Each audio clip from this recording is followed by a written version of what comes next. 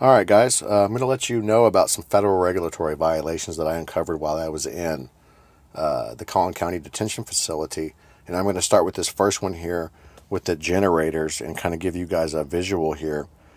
If you look here, that's a generator right there. The thing is huge, and they're all throughout here. You see them throughout, and they're close really placed to the pods. There's little back doors back there, ventilation system, and so on. And I began to smell it. They'd kick these things on when the temperature passes 100 degrees as auxiliary and supplementary power. And I just couldn't even go back inside from the rec yard. I'd get a headache. I'm feeling nauseous. I feel like I'm going to throw up, getting headaches. And I brought it to the attention of one of the guards, and he agreed. And he says he couldn't stand it. And I got to talk to a lot of other people in the facility while I was there about this. And we've got a massive problem here. This has been going on for so long that they've had to evacuate whole pods because of this, according to the testimony of 2 different guards inside the facility, okay? And so I talked to the commander about this, and he completely denied it. He went on to say that there was no carbon monoxide detectors in there. He's never had a federal safety inspection and so on. I'm thinking, my God, you guys are ripe for a class action lawsuit. And so I've been filtering this information to a group of different attorneys that I work with. And man, this thing is ripe. And it's terrible what's going on. And so I'm just going to keep this video quick and short. And I just wanted to give you guys that visual there. This is the facility itself. The generators are there, kind of in the middle of that picture there. And it's terrible, you guys. You don't even want to know how bad it is. So I'm going to let you hear me speaking with the commander as he denies it. I do get a little upset at him, but I'm not making any apologies for that, guys. This is terrible. He should have known better. And really, we're looking at criminal negligence in this case, and not exclusively this case. So I'm going to go with that, and here we go.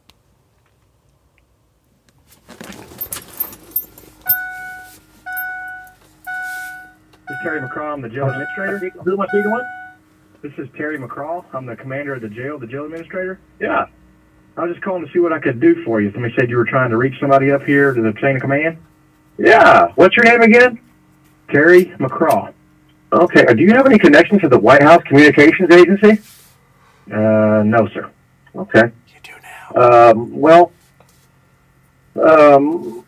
There's a lot of things I want to talk to you guys about. How long have you been there? 23 years.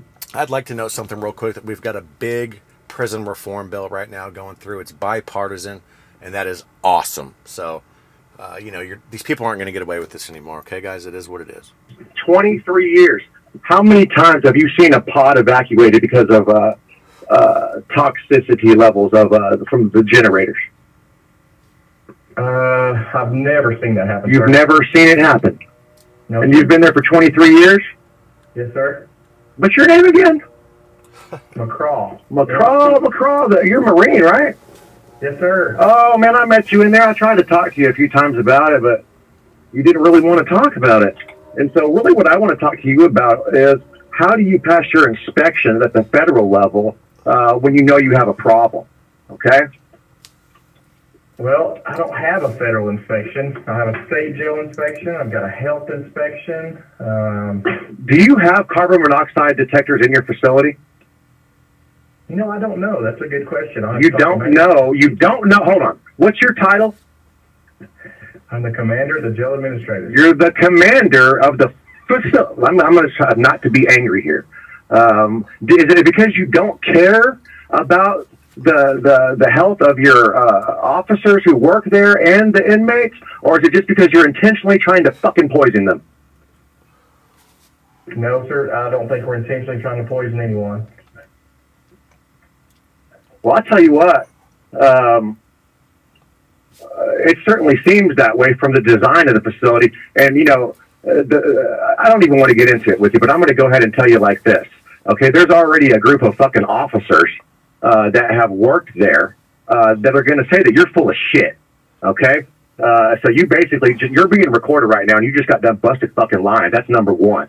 Okay? We have got so much shit to roll you guys on right now. Okay? I'm just letting you know. I'm throwing you a bone. Okay? I'm trying to be nice to you. Have a good day. Thank you. Yeah. Yeah, he didn't want any smoke after that, you guys. And so this is terrible that this has gone on for this long and needs to be addressed immediately. You know, I owe it to the guys that I was in there with, if nothing less, to see this through. And again, I'm operating right now outside of the restrictions of my probation, which banned me from social media. And I've done that to get this information out. And there's nothing that jeopardizes operational security because of this. There is no parameters set for me. Regarding my other videos, oh yeah, I put a tip into the FBI about some pedophile judges. Well, guess what? I'm making it public right now, so we can hold you accountable in your jurisdiction to get something done about this problem, which we have innumerable witnesses about. We have collected the testimony and been working on this for 7 years. Okay, so you can hear me go back and speak with a cop in Dallas, or Plano rather.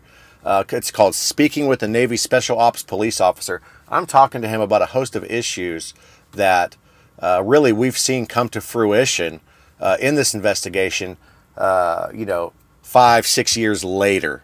And so to put that in perspective really is like, how in the heck did I know to talk to these guys about these things back then? And that is kind of the nature of all of my work with this quantum aspect.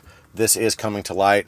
And we have really been utilizing this type of technology and other methodologies to sense into what's going on in ways in which most people may not really realize exist yet. And so it's pretty fascinating to think about that. But I'm going to go ahead and cut this video and get it out there for you guys and raise awareness about this, guys. It's terrible. Again, we have this federal prison reform bill going on now. We're looking to get that in at the state level, and we do already have some stuff going on here. Trump basically saying, hey, you're going to have to use your parole system because the state jail system in Texas is going the way of the dodo. It's basically going to be TDC now, and they're going to be so overcrowded that the counties are going to be, they're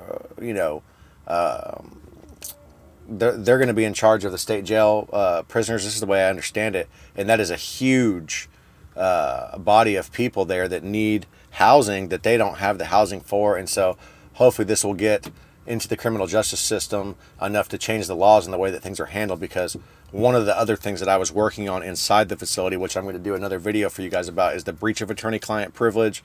And I've got to tell you, it is so bad in Collin County.